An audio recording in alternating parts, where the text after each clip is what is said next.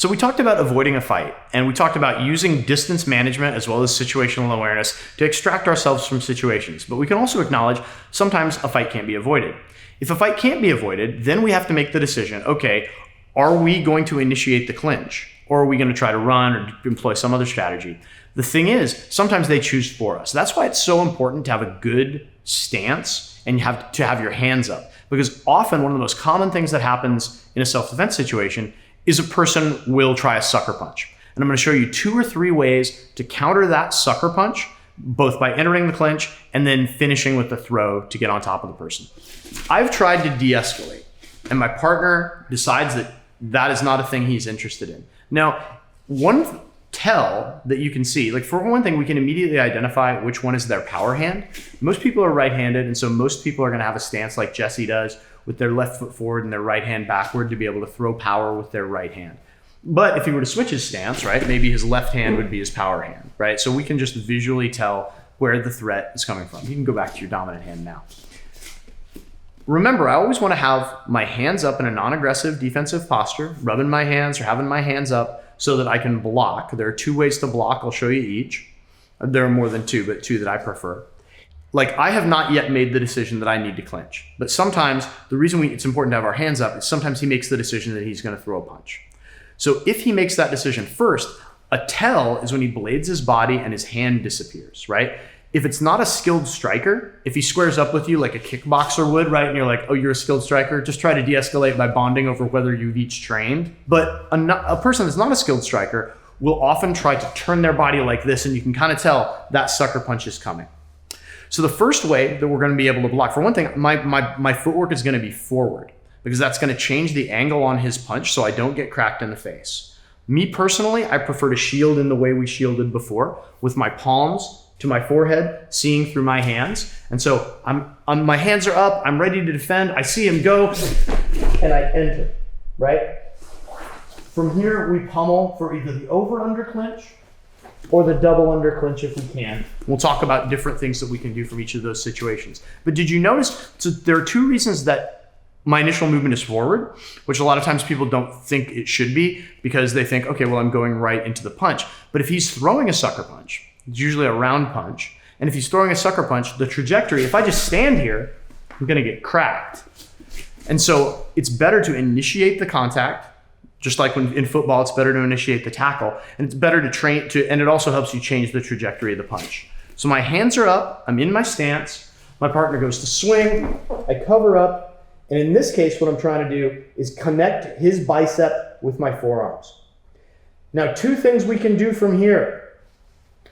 Cup the overhook and walk for the underhook, or, one more time, swim for the double underhooks. The main advantages and disadvantages to each, both are good. Because for one thing, once we're in, remember the point of this is survival, right? We're not trying to score points in a sportive situation. We're trying to keep ourselves from getting cracked in the face in some of our vital areas. Basically, whether you get the double overhooks or the double underhooks or the over-under, just depends on what takedown you can do if you choose to do a takedown. But once we get into the clinch, we want to stay in the clinch so that we don't have this person continually trying to punch us. So if I get the double underhooks, we can do our bear hug takedown, which is on our fundamentals curriculum. We've made a video on that, may make another, show a few details. But if we get the over-under clinch, the advantage to this, let's turn this way, is that I'm controlling his power hand to diminish his ability to strike, right? And now I can do a hip throw. So what I'm going to do to initiate, but either way, before we get into the hip throw, I just want to point out, if this is a self-defense situation, the main thing we want to do is avoid the catastrophic outcome, which is him getting this hand back, starting to punch us again. Jesse, try and get away. See how my base is nice and low? As long as I'm controlling for the viable catastrophic threats, I'm not too worried about it. But sometimes you're going to want to take the match to take the situation to the ground. What you're going to do is shuck with your right hand, lifting to the ceiling, looking to get my shoulder under his armpit. I'm perpendicular, my belt knot is headed for his hip. I can cup his hip on the far side. If he's wearing clothing, you can also grab the clothing. So now for my throw, I need to get my hips under his. I'm gonna step, butt goes down, butt goes under. You can see now that I can carry Jesse's weight easily. I'm not straining at all. And now, whenever we do a throw, we want to look where we want his body to go. So I'm just going to rotate and look at the map, and Jesse break falls. For a self-defense situation, you notice how I control his arm? The reason for this is if I let his, for one thing, it gives me options. I can attack his arm, I can strike, I can go to a knee on belly position. Mainly what I want to do though, whatever I want to do, in self-defense, usually I'm just going to let this go and run away. But if I control the impact, and Jesse get away,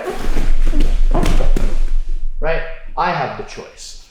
But if I just throw him, and I'm going to throw him this time, so Jesse tries to throw, enter, and I let him go, what's Jesse going to do?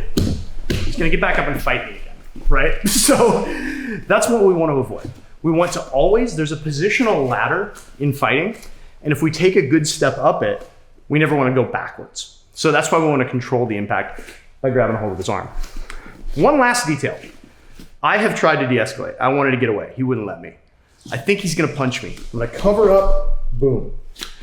Another option that some folks do that I like just as well is as he goes, I duck hook on the inside of his biceps. For me personally, this makes me a little nervous, just in the sense that my face is now unguarded. And so, there's possibility of headbutts and stuff, but a lot of really, really good instructors show that. Me personally, I just want to protect my face at all times. So boom. If we get the double under, so let's rotate this way. So remember, we had the overhook and the underhook, which gives us the ability to hip throw, right?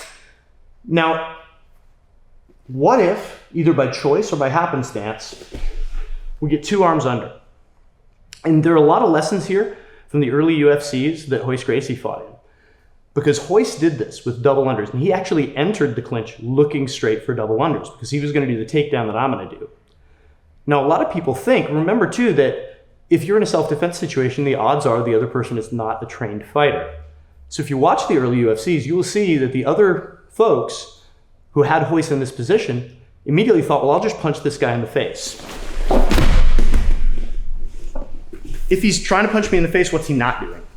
He's not defending the takedown. He's not trying to break my grip. He's not trying to give himself base. And so in that sense, he's basically setting himself up for the takedown. And if you watch Royce's matches from the early UFCs, you'll see that. So one more time, I enter, come for the double unders. You'll notice that I'm going palm to palm with no thumbs on his back hip as I get at about a 45-degree angle. What I do that makes the bear hug takedown work, even if he doesn't punch me in the face, Jesse has 4 points of his base. He's got his shoulders, and 2 hips. I'm going to pull his far hip forward while I drop my near shoulder into his near shoulder. And you see how, like if I just let go, he would fall. Essentially what I'm doing is making him do the matrix. So I'm pulling with my 2 hands on his hip while I drop my shoulder and ear into his near side shoulder. At this point, it's up to you whether you follow him down and control the position, or you get up and get away. Core insights from this. Always try to get away from the fight. If you can't get away from the fight, make sure you manage the distance, trying to get away. If they won't let you get away, you can't be in the middle, you have to get into the clinch. We can enter the clinch when they try to sucker punch us, we can enter the clinch on our own volition, or we can enter the clinch with some of our own striking, which we'll show you next.